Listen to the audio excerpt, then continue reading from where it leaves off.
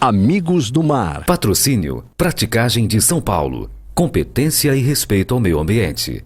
A todo momento ali a gente está num processo de estresse. Então essa de adrenalina. De adrenalina.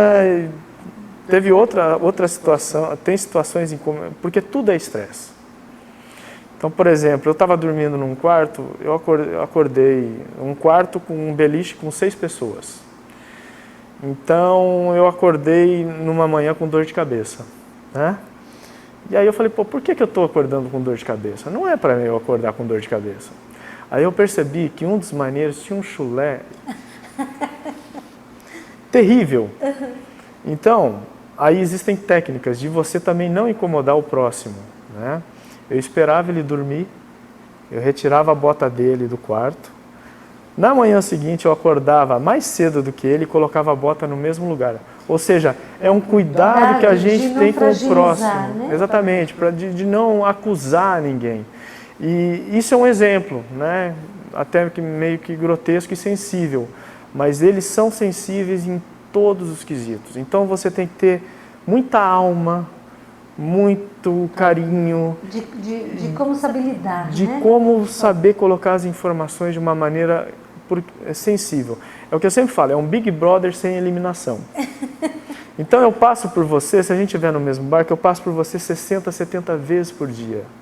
Então eu sei quando você... núcleo, né? eu sei quando você está triste, quando você está alegre, quando você está pensativa, quando você não quer conversar, quando você está afim de conversar. Então a gente passa por isso o tempo todo. Então quando a gente tem assim muita alegria, a gente explora muito isso.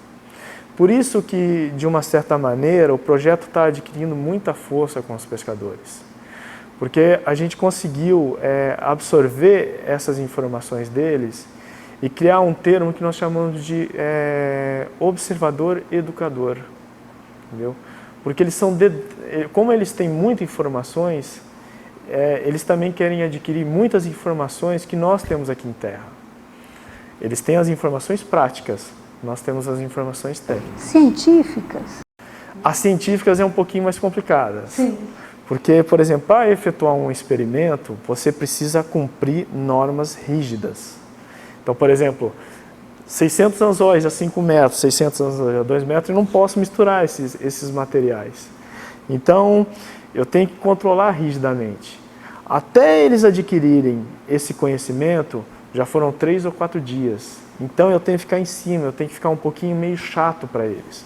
Mas... E adquirir o teu espaço dentro desse núcleo. Perfeito. E tem aqueles chatinhos, né? Tem aqueles que vêm só para te testar. Entendeu? Como em qualquer situação, né? Não precisa ser no mar. Não precisa ser no mar, mas lá isso é mais evidente, mais claro. Então, às vezes, você também tem que colocar um pouquinho da sua personalidade, um pouquinho da sua força.